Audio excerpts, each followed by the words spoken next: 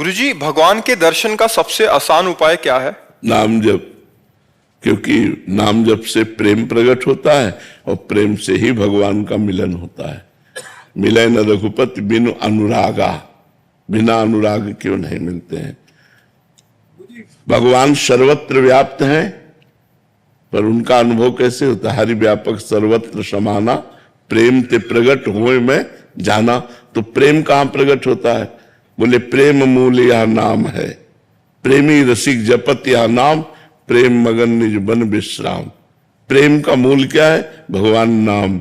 जितना नाम जप करोगे निरंतर, वो पाप का नाश करके भगवत प्रेम प्रकाशित कर देगा और प्रेम से ही भगवान का साक्षात्कार हो जाता है। तो नाम जप करो, नाम जप। नाम जप से भगवान साक्षात जैसे हम आपको देख रहे हैं ऐसे प्रकट हो जाएंगे। नाम जप करो, भगवान की लीला कथा सुनो, सब में भगवत भावना करो, तो आपका हृदय पवित्र होगा। और भगवान निर्मल मन जब हो जाता है तब दर्शन देते हैं। निर्मल मन जन सो मोहि पावा, मोहि कपट छल छिद्र न भावा। तो भगवान की लीला चरित्र गुणगान करने से, सुनने से, नाम जपने से हमारा मन पवित्र होता है और मन पवित्र भगवान को प्राप्त करा देता है। समझ में आ गया? राधा रानी का कृपा पात्र होना कठिन है क्या? क्यों? क्योंकि ऐसा लगता है कि वो हमसे बहुत ज्यादा दूर चली गई। नहीं, ऐसे तो भगवान वही राधा रानी वही भगवान है। तो भगवान कहाँ नजदीक दिखाई दे रहे हैं? अगर दूर देखोगे तो भगवान दूर दिखाई देंगे और नजदीक देखोगे तो सबसे नजदीक भगवान है, हृदय में भगवान है। बहिरंतश्च भूतानाम अचरम चरमेव च सूक्ष्मात् तद विज्ञेयम दूरस्थम चांदिके च तत्। वो बाहर भी है, भीतर भी है, समस्त चराचर भूतों के रूप में विराजमान है। वो दूर भी है, नजदीक भी है। जैसा मानो वैसा ही वो है। अगर मानते हो कि भगवान की कृपा प्राप्त होना बहुत कठिन है तो बहुत कठिन है। अगर मानते हो कि हम भगवान के बच्चे हैं, हम पर तो कृपा है, कृपा क्या प्राप्त करना है? कृपा है। कृपा ना होती तो मनुष्य जन्म न मिलता, कृपा ना होती तो वृंदावन न आते, कृपा ना होती तो साधु समागम न मिलता। हमारे ऊपर तो कृपा है और हृदय नाच पड़े और खूब नाम जप करे तो कृपा में डूब गया। अगर निगेटिव सोचो, अरे वो तो बहुत दुर्लभ है, तो भोग सुलभ है, भोगों में लग जाओ। हमें पॉजिटिव चिंतन बढ़ाना है, निगेटिव चिंतन नहीं। अरे भगवान की कृपा, भगवान की कृपा तो है बच्चा, बिना कृपा के बैठे हो क्या यहाँ? अब मोहि भाव भरोसा हनुमंता, बिनु हरि कृपा मिले नहीं संता। तो जो संत समागम में बैठे हो, भगवान की कृपा है तभी तो बैठे हो। गुरुदेव, आजकल के माहौल में अपने कर्तव्यों का निर्वहन करते हुए क्या मोक्ष की प्राप्ति संभव है? हाँ, उसका उपाय है धर्मयुक्त कर्म होना चाहिए और कर्म भगवान को समर्पण करना चाहिए और निरंतर नाम जप का अभ्यास करना चाहिए। कर्म समर्पण और नामाभ्यास से वो भगवत प्राप्त हो जाएगा। गुरुदेव, मैं सुप्रीम कोर्ट में एडवोकेट हूँ, तो हमें दोनों पक्षों को देखना पड़ता है। अब देखो, ऐसी बात तुमने कही है कि इसमें हम संशय पैदा करते हैं, क्योंकि आप लोग जानते हैं कि हम जिसका साथ दे रहे हैं दोषी है। आपको पता, वो बताएगा, ना बताएगा तो रुपया बताएगा। जहां से ज्यादा रुपया मिलेगा तो रुपया बताएगा ना। अब अगर दोषी को आप बचाते हैं और अर्थ लेते हैं तो मोक्ष कैसे हो सकता है? संशय इसीलिए हमने प्रकट किया, इसीलिए पहले कहा धर्मयुक्त कर्म। अगर पता है दोषी है तो हम तुम्हारा केस ही नहीं लेंगे। जैसे कानून के मुताबिक अगर कोई अपराधी भी है, इवन जैसे आतंकवादी भी हमारे यहाँ आए, उनको भी हम बचाव के लिए वकील देते हैं। तो वो वहां कर्तव्य आता है उसका कि अगर उसको दिया गया है कि उसका बचाव करना है। जो देखो, सरकारी बचाव पक्ष देना और धन से बचाव पक्ष देना, इनमें दो में भेद हो जाता है। यदि आप सरकारी वकील हो और कि एक आदमी गलत का आचरण करके आपको 50 लाख देता है और एक 5 लाख भी नहीं दे सकता है, हमारे वकालत की सार्थकता होगी कि हम एक निर्दोष आदमी को बचा सके। कुछ होते हैं जिनका पेशा होता है, जिनका कार्य ही होता है मुजरिम कोटि का, ऐसे लोगों का साथ नहीं देना चाहिए और धर्म से चलना चाहिए। तो भगवान कृपा करेंगे, नहीं तो बहुत मतलब धर्म का सूक्ष्म स्वरूप है। अपराध बनने में देर नहीं लगती ना। अच्छा, ये वकालत ऐसा खेल है कि इस खेल में मतलब समझ पाना बड़ा कठिन होता है। कोई अपने को वकील से दोषी नहीं कहता कि मैं दोषी हूं। अब वो क्या करे? अब वो उसका पक्ष अगर लेगा और कहीं निर्दोष को, तो धर्म बड़ा सूक्ष्म विषय है, फिर वो अपने को घातक हो जाएगा। वो रुपया, वो संग, वो वकालत, वो अपनी मानसिकता को, अपने परिवार को दुख देने वाली बन जाएगी। तो हम ये प्रार्थना करेंगे जहां तक हो सके तो बचने की कोशिश करें ऐसे धन से, ऐसे लोगों के पक्ष से जो हमारी बुद्धि को विकृत कर दे, जो हमें आगे चलकर अशांति प्रदान करें। हम धर्मयुक्त कोशिश करें। है तो बड़ा मतलब विचित्र इसमें कि हम किससे पूछे कि तुम सही हो कि गलत हो। हर आदमी अपने को सही ही साबित करता है, तभी वो वकील को अपने पक्ष में ले पाएगा। कोई बताते नहीं करते। हाँ, तो इसलिए भगवान का आश्रय लो, भगवान से प्रार्थना करो कि आपको सही मार्ग दिखाते चले। अनुराग सिंह जी प्रयागराज से। राधे राधे प्रभु जी। राधे राधे महाराज जी। महाराज जी, मेरा प्रश्न है कि जब हम किसी नए कार्य को शुरू करते हैं, जैसे कोई भी नया कार्य, पढ़ना हो, नाम जपना हो या अन्य कोई, तो शुरुआत में बहुत उत्साह और उमंग जोश रहता है। हम ये कर लेंगे कि और सफलता पा लेंगे, परंतु समय के साथ धीरे धीरे उसमें शिथिलता आने लग जाती है। उमंग, उत्साह धीरे धीरे बढ़ने के बजाय कम क्यों होने लग जाता है? हमारे पूर्व के जो अशुद्ध आचरण है वो हमारी उत्साह को क्षीण करते रहते हैं, और जो पवित्र आचरण है वो उत्साह को बढ़ाते हैं।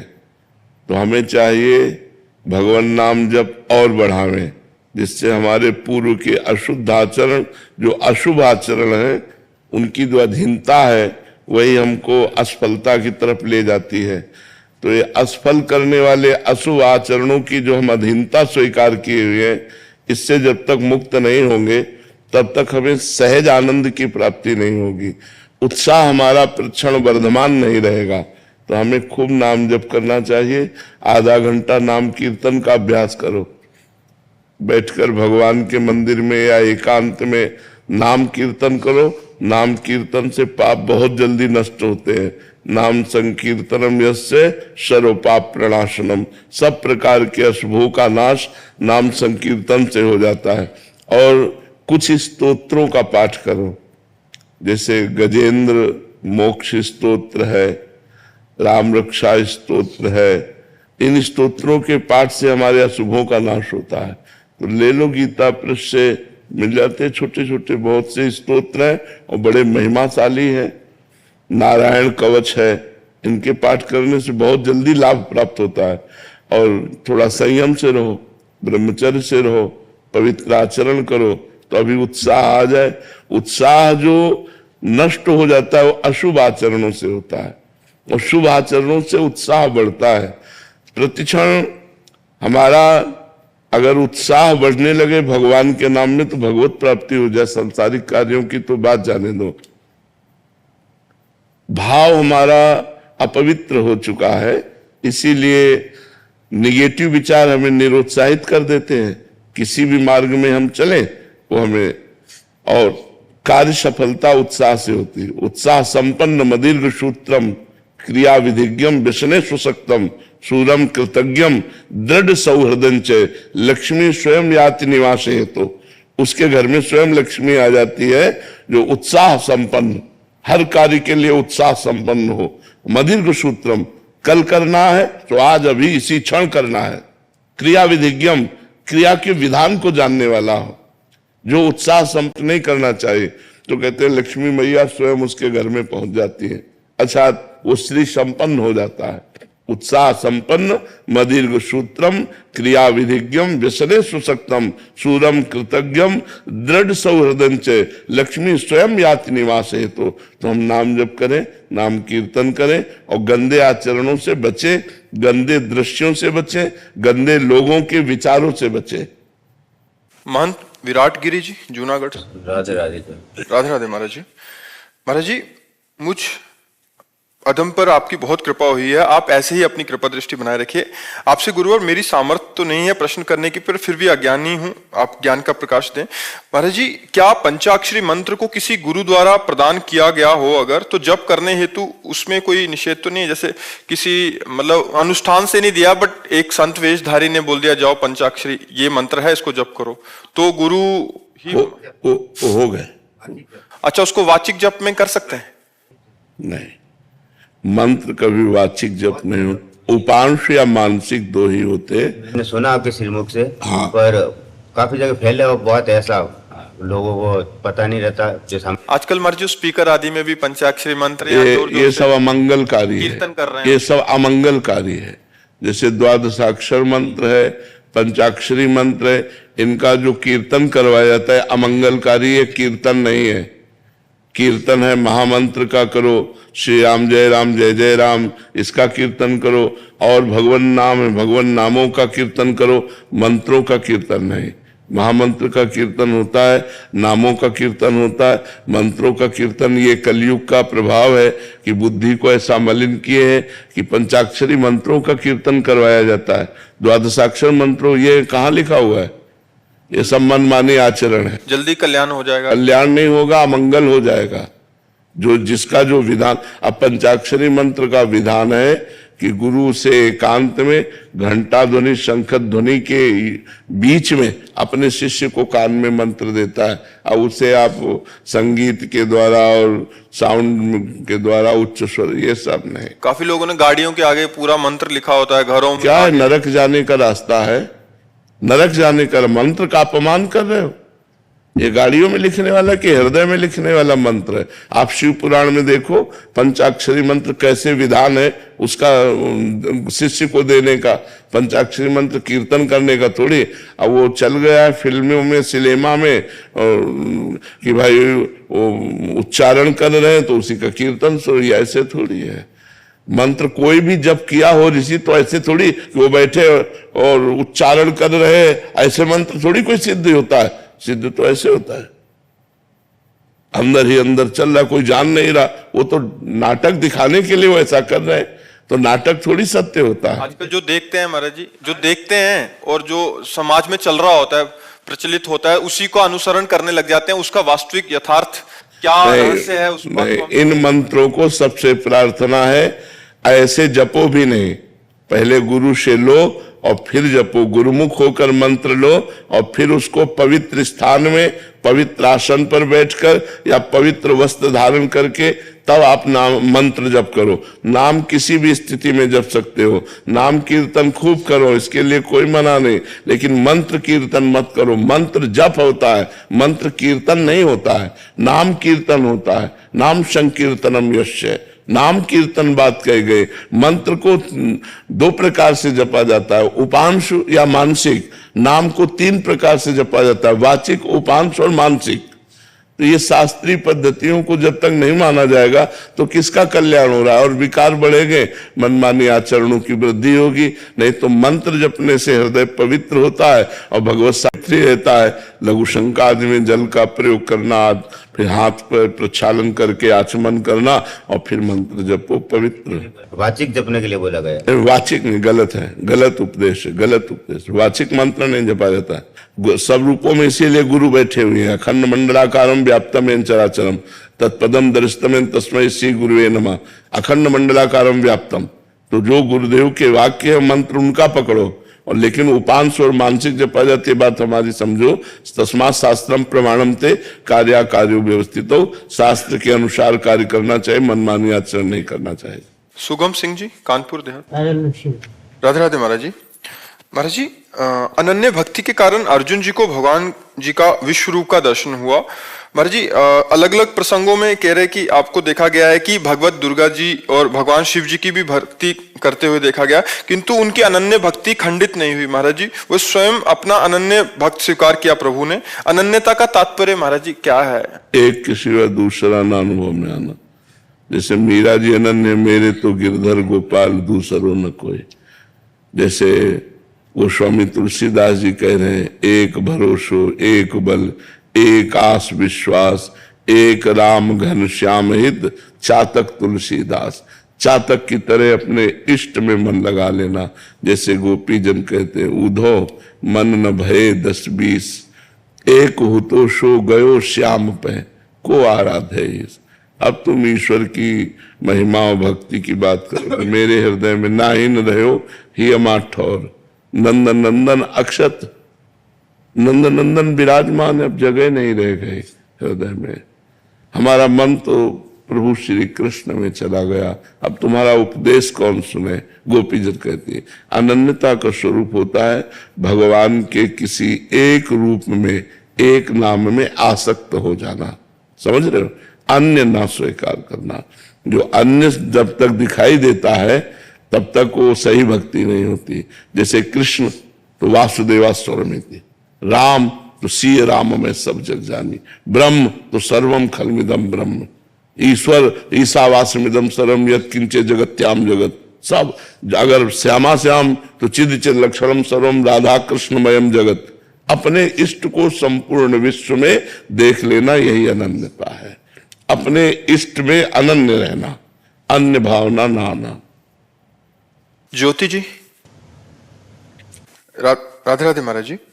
महाराज जी, मैं एक गृहिणी हूं और कर्मचारी के तौर पर डाक विभाग में कार्यरत हूं। मेरा अधिकतर समय घर और ऑफिस के काम में ही निकल जाता है। आपके सत्संग के माध्यम से ज्ञात हुआ कि किया हुआ जो भी कर्म है उसको प्रभु को समर्पित कर दो, ये भी एक प्रकार की पूजा में आता है। कृपया मार्गदर्शन कीजिए कि क्या ये कर्म योग है या भक्ति योग, या यदि भक्ति योग है तो मैं महादेव के सबसे प्रिय भक्त नंदी जी की तरह निष्काम भक्ति के मार्ग पर कैसे चलूं।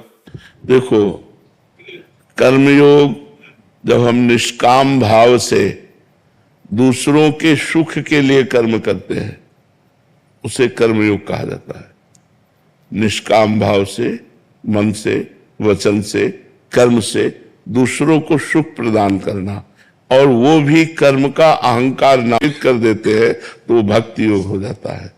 और जब हम जिस भगवान के नाम रूप को स्वीकार करते हैं उसी भगवान में तन्मय होने के लिए नाम जप करते हैं, उनकी लीला कथा सुनते हैं और उनका जो भी कर्म है वो उनका ही आराधन मानकर करते हैं तो हमारी अनन्य भक्ति पुष्ट हो जाती है। जैसे आप भगवान शिव के लिए कहा तो आप नाम जप करो, जो कर्म करो वो भगवान शंकर को अर्पित कर दे, शिवार्पणम मस्तु, और उनसे प्रार्थना करो कि आपके चरणों की अनन्य भक्ति हमें प्राप्त हो जाएगी। संगीता सिंह जी, दिल्ली से। राधे राधे महाराज जी। महाराज जी, मैं कई हॉस्पिटल की संचालिका हूं। सामाजिक सेवा के माध्यम से समाज में सकारात्मक परिवर्तन लाने के लिए आपके क्या विचार हैं? हमारे विचार पहले सकारात्मक होने चाहिए। जो हम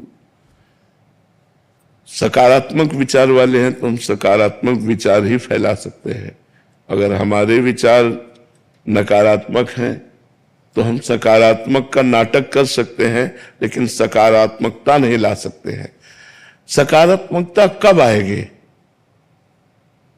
जब हमारे अंदर शांति होगी, हृदय प्रसन्न होगा, तब पॉजिटिव विचारों का उत्थान होता है। जब हमारा हृदय चिंताग्रस्त होता है, भययुक्त होता है, विषादयुक्त होता है, तो नकारात्मक भावों का सृजन होता है, निगेटिव बातें हमारे अंदर आती है। तो हमारे अंदर भय न रहे, चिंता न रहे, शोक न रहे, हर समय उत्साह बना रहे, इसके लिए हमें क्या करना चाहिए? इसी से पॉजिटिव भाव आते हैं। निर्भयता से, निश्चिंतता से, निशोकता से पॉजिटिव भाव आते हैं, सकारात्मक भाव आते हैं।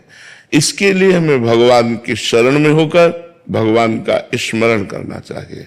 जो भगवान की शरण में है और भगवान के स्मरण में है उसके रोम रोम से पॉजिटिव विचार, संस्कार ये फैलते रहते हैं अपने। इसीलिए तो संतों का समागम किया जाता है। संतों का समागम क्यों किया जाता है? पॉजिटिव विचार के लिए। हम जितना उनके नजदीक जाते हैं हमारे अंदर के निगेटिव विचार, निगेटिव क्रियाएं ये सब नष्ट हो जाती है, नकारात्मक सोच नष्ट हो जाती है। और जहां नकारात्मक सोच नष्ट हुई हमारा हृदय आनंद से भर जाता है। और जब हम आनंद से भर जाएंगे तो हम जितनों को चाहेंगे उतना आनंद फैला सकते हैं। जब हमारे अंदर आनंद होगा तो सबको आनंद होगा। जब हमारे अंदर आनंद नहीं होगा तो हम आनंद की बात करेंगे लेकिन आनंद नहीं फैलेगा।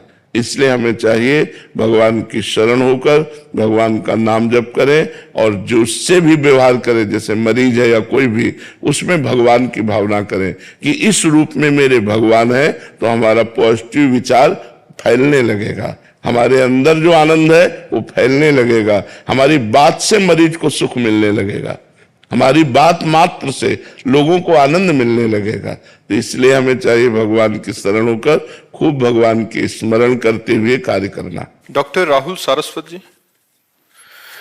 राधे राधे महाराज जी। महाराज जी, आप कह रहे हैं कि आप इमरजेंसी मेडिसिन के विशेषज्ञ डॉक्टर हैं। महाराज जी, ये कह रहे हैं कि मेरे पास अधिकांश रोगी गंभीर अवस्था में ही आते हैं, मेरे अथक प्रयासों के बावजूद भी अधिकांश रोगियों की मृत्यु हो जाती है, जिससे मैं बहुत असहज महसूस करता हूँ और कुछ समय के लिए परेशान हो जाता हूँ। ऐसी स्थिति में को निपट परेशान होने की जरूरत नहीं, क्योंकि जन्म मृत्यु ये आपके हाथ में नहीं है। क्यों? डॉक्टर एक प्रयास कर सकता है लेकिन बचा नहीं सकता, वो मृत्यु का स्वामी नहीं है। जब मृत्यु चाहेगी तो उसको भी खा जाएगी। तो जो समय पूरा हो गया, मरीज आया आपके पास, आप अथक प्रयास कर लीजिए, वो नहीं बचेगा। तो इस विधान को आप समझ लेना। सुनो भरत भावी प्रबल, विलख कहो मुनिनाथ, हानि लाभ जीवन मरण जस अपजस विधि हाथ। ये विधि के हाथ में, आपके हाथ में नहीं, डॉक्टर हाथ नहीं लिखा, विधि हाथ, जन्म मरण विधि हाथ। तो आप प्रयास कीजिए, आपके प्रयास में कमी नहीं होनी चाहिए, प्रमाद नहीं होना चाहिए, बचाने का 100% उपाय होना चाहिए। अब इसके बाद नहीं बचता तो फिर भगवान की तरफ देखकर प्रणाम करो कि हमारा प्रयास, लेकिन इसको जाना ही था, अब हम क्या कर सकते हैं। जो लोग नहीं जानते वो डॉक्टर को दोष देने लगते हैं कि डॉक्टर ने ऐसा, अगर आयु खत्म तो खत्म, चाहे वो डॉक्टर हो, चाहे मास्टर हो, चाहे महात्मा हो, चाहे दुरात्मा हो, आयु खत्म तो खत्म, फिर इसके बाद एक श्वास भी नहीं ले सकता। इस विधान को सबको जानना चाहिए। इस लोक का नाम मृत्यु लोक है, यहाँ सबकी मृत्यु निश्चित है पहले से, हमें नहीं पता है। तो अगर कोई सीरियस मरीज आता है, आप उसका उपचार करते हैं, फिर भी नहीं बचता है, तो आपको शोकित नहीं होना चाहिए, क्योंकि आपने अपना प्रयास कर लिया। परिणाम भगवान के हाथ में, प्रयास आपके हाथ में। प्रयास में कमी नहीं होनी चाहिए, परिणाम भगवान जाने। तो फिर आपको शोक नहीं करना चाहिए, क्योंकि जाना यहां सबको है। अब वो किस बहाने से जाता है, कब जाता है, कैसे जाता है, ये भगवान का विधान है। उसी विधान में आप एक सेवा में हैं। अंतिम समय आपके पास आया, बचने का समय है, तो हमें नरक की प्राप्ति होगी। और सामाजिक कार्य करते हुए अगर हम धर्म से युक्त हो जाए तो हमें भगवान की कृपा प्राप्त होगी। तो कार्य वो जो आप कर रहे हैं वो धर्मयुक्त है या अधर्मयुक्त? कार्य आपको जो करना है वो धर्मयुक्त है या अधर्मयुक्त? इसकी बात दो ही जगह पता चलती है, संतवाणी से या शास्त्रवाणी से। तो शास्त्र का स्वाध्याय और महापुरुषों का संग, वेदो नित्य मधीयताम संगा सत्सु विधीयताम। महापुरुषों का संग, संगा सत्सु, जो सत्पुरुष हैं उनका संग और शास्त्रों का स्वाध्याय कीजिए। ये हुआ आपको जानकारी कि हमें समाज का हित कैसे करना है और अध्यात्म किसे कहते हैं। इन दो बातों की जानकारी भरपूर शास्त्र और संत समागम से प्राप्त होगी। अब मुझे अध्यात्मवान कैसे बनना है और मुझे धर्म का पालन कैसे करना है, इसके लिए स्वयं भजन करना होगा। भजन के द्वारा अध्यात्म बल एकत्रित कीजिए, भजन के द्वारा बुद्धि को पवित्र कीजिए, संत समागम और शास्त्र स्वाध्याय के द्वारा ज्ञान अर्जन कीजिए, और फिर समाज सेवा और स्वयं की सेवा। स्वयं की सेवा है भगवत प्राप्ति और समाज सेवा धर्म पूर्वक व्यवहार करना, सबको सुख प्रदान करना, उससे मंगल हो जाएगा। दीनदयाल शर्मा जी करनाल से। श्री हरिवंश गुरुदेव। महाराज जी, इस शरीर के पिताजी पंडित जी हैं। लोग बहुत प्रकार का दान भी करते हैं, धन का दान, अन्न का, कच्चा पक्का, सभी प्रकार का दान। महाराज जी, भजन का जो भी प्रयास बन पाता है आपकी कृपा से, वो तो सब खर्च ही हो जाता होगा। मन बहुत व्यतीत, बहुत तो इसे बच्चा बहुत खतरनाक खेल है। अब ब्राह्मण लोग तो करते ही हैं, ब्राह्मणत्व का, ब्राह्मण का कार्य है अध्ययन करना, अध्यापन, यज्ञ करना, यज्ञ कराना, दान लेना, दान देना, ये सत्कर्म ब्राह्मण के हैं। पर ये जो पुरोहित कर्म है, इसमें अगर असावधानी की जाए तो ये पतन का कारण भी बन जाता है, क्योंकि ग्रहों नक्षत्रों सबका दान पुण्य होता है और हमने अनुष्ठान पूरा नहीं किया, सांगोपांग, जजमान तो जानता नहीं, तो अपराध ही हमें लगेगा। तो बहुत ऐसा होता है कि पंडित जी जल्दी निपटाओ, तो जल्दी निपटावे में जब जजमाने कह रहा है तो नहीं, आप दूसरे पंडित से करा लीजिए, मैं नहीं करूंगा। जो सांगोपांग शास्त्रीय अनुष्ठान है वही करूंगा और उसके अनुसार जो आप भेंट दे देंगे वो ले लूंगा, अगर अनुष्ठान में आप तो मैं नहीं करूंगा। ऐसा कौन बोलता है? बोले अभी निपटाया, मंत्र भी पूरा नहीं हुआ, चावल चढ़ाओ, जल छिड़को, ऐसे। तो वो जो अर्थ आएगा वो कहीं ना कहीं हमारे लिए मतलब बुद्धि में फर्क डाल देगा। तो जो पांडित्य कर्म में धन आता है, इससे लोभ प्रवृत्ति और बढ़ती है। यदि हम उसका दशांश दान करें, जैसे 100 रुपया हमें किसी ने दान किया और 10 रुपया एक गोलक में डाल दिए, फिर 100 रुपया है तो 10 रुपया डाल, और जब वो 100 रुपया हुए तो किसी गौशाला में दे दिया, तो बात बन सकती है। ऐसा करना चाहिए, पर प्राय ऐसा नहीं करते। तो हमें लगता है अगर उपरोहित कर्म करे तो सांगोपांग अनुष्ठान करे और जो दक्षिणा मिले उसका दशांश भगवत कार्यों में खर्चा करे, खुद भगवान का उत्सव करे, संत समागम करे, संतों को भोजन पावे, गौ सेवा करे, ऐसे धर्मार्थ कार्य करने चाहिए, तो नाम जप में उन्नति होगी। नहीं तो फिर वो बुद्धि धीरे धीरे लोभ ग्रसित हो जाती है। ऋषि मुनि सब अनुष्ठान कराते रहे हैं और ये ब्रह्म ऋषियों का कार्य है करवाना, पर वो अनुष्ठान में चूक कर देते हैं कि जो अनुष्ठान जितना जैसे होना चाहिए सांगोपांग नहीं हुआ, हमने दक्षिणा ले ली, तो वो दक्षिणा हमारी बुद्धि को दूषित कर देगी। इसलिए तो रोटी बनाओ, 5 रोटी निकालो, 1-2 रोटी छत में तोड़ के डाल दो कौवा के लिए, 1-2 रोटी गाय को खवा दो, 1-2 रोटी कुत्ते को खवा दो, हो गया। जैसे हम उसका विभाग करते, 5 रोटी बनाओ, जहां 50 रोटी बनती 5 रोटी निकाल लिया, 1 पक्षियों को डाल दिया, 1 कुत्ते को डाल दिया, 2 गाय को पवा दिए, और कभी कोई संत महात्मा अतिथि आ गए उनको पवा दिए, ऐसे कर दिए। करना चाहिए, उसका हिस्सा बांटना चाहिए, आए हुए दान का हिस्सा बांटना चाहिए। कांति किशोर शर्मा जी आगरा से। राधे राधे महाराज जी। महाराज जी, आपकी कृपा से पता लगा भक्ति और भक्ति मार्ग का। महाराज जी, आपको सुना और नाम जप की महिमा सुनी और जाना कि नाम जप ही सब कुछ है, और लड़खड़ाते हुए इस मार्ग पे चलना शुरू कर दिया महाराज जी। पर आपकी जब तबीयत बिगड़ती है तो ऐसा लगता है कि अब फिर सब कुछ खत्म हो जाएगा, हमारा भजन भाव यहाँ सब। अरे नाम तो अविनाशी है, शरीर हमारा विनाशी है, ये तो विनाश को प्राप्त होगा आज नहीं तो कल। अगर नाम आप जप रहे हो तो आपका मंगल हो जाएगा, और नाम जप कर रहे हो तो जहां हम पहुंचेंगे वहां तुम पहुंच जाओगे। तो सही माने में दोस्ती तो तब हुई जहां हम पहुंचे वहीं पहुंचो। तो अब आगे पीछे जाना ये तो अलग बात है, लेकिन जाना वहीं। आपको उत्साह बढ़ाना है कि जब तक है तब तक है, नहीं तो इन्होंने जो नाम दिया है उसी नाम की डोरी से हम वहीं पहुंच जाएंगे जहां पहुंचाएंगे। तो अपने को घबराना नहीं है। हम ना रहेंगे तो शरीर के ना रहने से क्या हमारी सत्ता ही खत्म हो जाएगी क्या? हम कोई विनाशी थोड़ी है, हमारा स्वरूप अविनाशी है। आप देखो अभी हर समय हमारे पास नहीं रहते हो, लेकिन आप हमारी बात मानते हो, तो आपके दिमाग में हम रहते हैं कि नहीं रहते? विचार करके देखो। तो ऐसे यदि हमारी बात मानोगे तो शरीर ना रहने पर भी हम आपके साथ रहेंगे। आपको अनुभव होगा कि हमारे साथ है, हमारे विचार में है, हमारे हृदय में है। मैं अनुभव करता हूं कि मेरे पास है, ऐसा अनुभव होगा। तो सबसे ज्यादा नजदीकी वही होता है संतों का जो उनकी आज्ञा का पालन करता है। और संत जब तक उद्धार नहीं कर देते तब तक उसके दिमाग से नहीं जाते। अगर सच्ची श्रद्धा से हम संत को स्वीकार कर ले तो एक संत का बाहरी स्वरूप है जो पांच भौतिक है, एक है चिदानंद। तो चिदानंद स्वरूप से हमारे हृदय में आकर बैठ जाते हैं और हमारा कल्याण कर देते हैं। तो उस बात पर विचार करो कि इनका एक स्वरूप है चिदानंद, वो हमें कभी नहीं छोड़ेगा, और एक स्वरूप है जो पांच भौतिक, ये छूट जाएगा आज नहीं तो कल।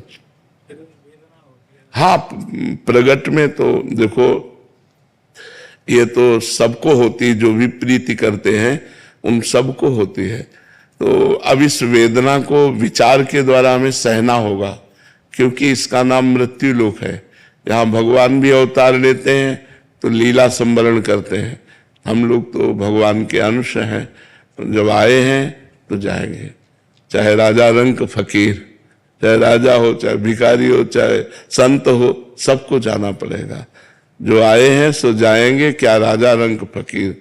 हाँ, क्या करके जा रहे हैं? एक सिंहासन चढ़ रहे और एक बांधे जात जंजीर। अगर कर्म बिगड़ गए तो यम पास में बांध करके नरक ले जाया जाएगा, और कर्म सही हो गए तो भगवान की प्राप्ति हो जाएगी। इसलिए हमको एक एक कदम संभाल के रखना है, पाप कर्म न बनने पावे, भगवान की आराधना बने। यही संत समागम का परम लाभ है। शरीर तो जाएगा और इसके जाने का वियोग होता, मिलत एक दुख दारुण देही और बिछुरत एक प्राण हरि लेही। ऐसे प्रेमी जन होते हैं जिनके वियोग संभावना मात्र से प्राण जलने लगते हैं कि कैसे रहूंगा, कैसे जीऊंगा। तो ये बात तो प्रेम में होती है, और इसी प्रेम का फल मिलेगा कि उनका चिदानंद स्वरूप हमारे साथ रहेगा और हमारा कल्याण कर देगा। जैसे उड़िया बाबा को अंतर्ध्यान हुए बहुत समय हो गया, लेकिन हमने कभी उनको अपने से दूर नहीं देखा। उनकी वाणी हमारे पास रही, तो बचपन से हमने उड़िया बाबा को अपना अध्यात्म मार्ग का पथ प्रदर्शक माना। जीवन के गाइड वही हैं। तो हमको कभी ऐसा महसूस नहीं हुआ कि बाबा नहीं है, क्योंकि बाबा की वाणी हमको हमारे समीप दिखाई दी। तो जब हम चलेंगे उस मार्ग में, तो जिसके बताए मार्ग पर चल रहे हैं वो हमारे दिमाग में बैठा रहेगा, वो हमसे दूर नहीं होगा। और सच्ची नजदीकी यही है। शरीर की नजदीकी तो ज्यादा दिन टिकेगी नहीं, ये तो किसी भी कारण से कभी भी नष्ट हो सकता है। इसलिए इसकी चिंता तो ज्यादा करे ना। पर होता है, ये हम समझा रहे हैं आपको, पर होता है। ये सब प्रेमियों को होता है। जो भी लाखों प्रेमी ऐसे होते हैं जिनके हृदय में ऐसा भाव होता है, पर वो सहना पड़ता है। भगवान के वियोग में कितना दुखित हुए लोग जब अंतर्ध्यान हो गए। जगह जगह भगवान के प्रेमी जनों के वियोग में, आचार्यों के वियोग में, तो ये सहना पड़ता है। प्रेमियों को ये सहना पड़ता है, ये तो सहना ही पड़ेगा। अभी रील वायरल हो गई थी आपके बारे में, तो ऐसा लगा था कि बस अब हाँ, कुछ ज्यादा करके वायरल कर दिया। नहीं, इतना सीरियस नहीं थे, कुछ ज्यादा कर। हॉस्पिटल तक भी ठीक था महाराज जी, अब तो ऐसे ऐसी वीडियो करने लगे कि गलत बोल दिया था, तो ऐसा बोल अच्छा महाराज जी, अच्छा, वो तो व्यूज के लिए कुछ भी करते थे। हम यहाँ तंग हो जाते हैं महाराज जी। अच्छा, हम तो आपको देख रहे हैं, पधार गए ऐसा भी बोल दिया। ऐसे महाराज जी बहुत सारी रील, मतलब अपने व्यूज के चक्कर में कोई भी ऐसा कुछ भी कर रहा है महाराज। इससे क्या होता है ऐसा उनको, लोगों को जो ऐसे वीडियो बनाते हैं उनको समझना चाहिए अपराध है, मतलब भागवतिक अपराध है। जैसे हजारों लोग दुखी हुए तो उस दुख का कारण आप बने ना, फिर आपको भोगना पड़ेगा। व्यूज रुपया दे सकता है लेकिन अपराध से मुक्त नहीं कर सकता है। ये भाव का खेल है, इसमें गेम नहीं खेलना चाहिए। महाराज जी बहुत ज्यादा ऐसे हॉस्पिटल तक तो ठीक, फिर भी बट वो अच्छा पूरी ऐसी झांकी बनाई है, फोटो एक लगा रहे हैं फिर आपकी लगा रहे हैं, ऐसे करके पूरी एडिटिंग इतनी तगड़ी वाली किया हुआ है कि कोई भी सत्य मान लेगा महाराज। उससे क्या होता है, बहुत सारे भक्त, उससे जो भक्तों के हृदय में दुख पहुंचता है, उसके परिणाम में ऐसा जो करता है उसको अच्छा नहीं रहता, उसके लिए वो दुखदायक हो जाएगा। व्यूज, मैं कल जा रहा था, यहाँ को आ रहा था, पिताजी ने एकदम फोन किया कि तू वहां जा रहा है, वो तो रहे नहीं। अब मेरा दिमाग खराब हो गया, मैंने किसकी बात यकीन करूं। नहीं, आप कह देना पिताजी से मैं बात करके आ रहा हूं लौट आए, कह देना लौट आए, अभी हम बात करके आ रहे हैं। ऐसा नहीं है। इससे भक्तों को बहुत दुख होता है। महाराज जी 2020 में जो बहुत ज्यादा तबीयत खराब हुई थी, जब आपका मतलब एक कैथेटर चेंज होना था, तो उस समय की वीडियोस हॉस्पिटल जाते हुए कि उस समय जो आप हॉस्पिटल में थे, या जो आपने संदेश दिया था कि आप सभी भजन करते रहना, और ऐसा लग रहा है कि अभी अच्छा सब 2020 में तो शायद नहीं जानते हो, कुछ लोग आज जुड़े हों, उनको लगता है कि यही सत्य है और उसी पे यकीन करके महाराज जी बहुत ज्यादा भावुक हो जाते हैं और रोने लग जाते हैं। मतलब कितने जने रोने लग जाते हैं, कितने यहाँ भीड़ लगा लेते हैं कि हाँ एक बार दिखा दो, सच बोल रहे हो ना, सच बोल रहे हो। हाँ, पर नहीं, ऐसा नहीं करना चाहिए लोगों को, क्योंकि भाव के साथ नहीं खेलना चाहिए, किसी के भावों के साथ नहीं। ये श्रद्धा और भक्ति का मार्ग है, इसमें ज्यादा मतलब उद्दंडता नहीं करनी चाहिए, नहीं फिर भागवतिक दंड विधान लागू हो जाते हैं। ये जो लोग YouTube में इस तरह का यूट्यूब, फेसबुक, इंस्टाग्राम, इस पे सब पे रील वायरल कर देते हैं। हाँ, तो उससे क्या होता है कि भावुक जनों के हृदय में जो दुख पहुंचता है, वो दुख एकत्रित होकर जब आपको परिणाम मिलेगा, क्योंकि आप गलत है, आपने गलत न्यूज दी, तो उसका जब परिणाम आपको आएगा तब आप संभाल नहीं पाओगे। इसलिए सबसे प्रार्थना है कि जानकारी, सही जानकारी ही समाज को दी जाए, गलत जानकारी न दी जाए, जिससे कोई भी जानकारी गलत नहीं देनी चाहिए, सही जानकारी देनी चाहिए, तभी तो उसका महत्व है। अब स्वास्थ्य ठीक है, किडनी अब कोई सही थोड़ी होना है, तो ये ऐसे चलता रहेगा, कोई सीरियस मैटर नहीं, प्रभु के लिए कोई दुर्गम बात नहीं है, ऐसे ही चलता रहेगा। कहो 10 साल ऐसे निकाल दे और कहो सामना हो, उनका खेल है, तो अपने को लाभ ले लेना है, शरीरों के चक्कर में नहीं पड़ना है, लाभ ले लेना है। अब वो संत वाणी का लाभ लेकर के व्यूज का लाभ ले रहे, तो कितने दिन, कितना सही न्यूज देनी चाहिए, नहीं लोगों के भाव में जो दुख पहुंचता है वो ठीक नहीं है, वो परिणाम में दुख देगा। हाँ, अच्छा, ये भावुकता का विषय है, भावुक जनों के हृदय में एकदम चोट पहुंचती है, तो वो जब एकत्रित होगी तो तुम्हें परेशान कर देगी, फिर वो कहीं और जाकर तुम्हें दुख देगी। इसलिए लोगों को चाहिए सही खबर देनी चाहिए। जो एकदम शॉर्ट लगेगा हृदय में, एकदम जो धक्का लगेगा, फिर बात हुई कि झूठी है, पर वो जो धक्का लगा हृदय में, वो भोगना पड़ेगा जो झूठी खबर देगा। इसलिए ऐसा नहीं करना चाहिए। मुझे स्मरण आ रहा हो, एक बार आप ज्ञानगुदरी में अपनो स्थान है, कहा कहूं छवि आज की भले बने हो नाथ, तुलसी मस्तक जब नभे धनुष बाण ल्यो हाथ। तो वो स्थान ज्ञानगुदरी में, तो अपने यहाँ जो ज्ञानगुदरी में तुलसीदास जी पधारे थे उस समय, और उस समय हर जगह केवल देखा उन्होंने आकर कि राधा राधा रटत है, आक ढाक अरुकेर, तुलसी या ब्रज भूमि में कहा राम सो बैर। मेरे राम से बैर है यहाँ पे, इस भेद को मिटा के रख दूंगा।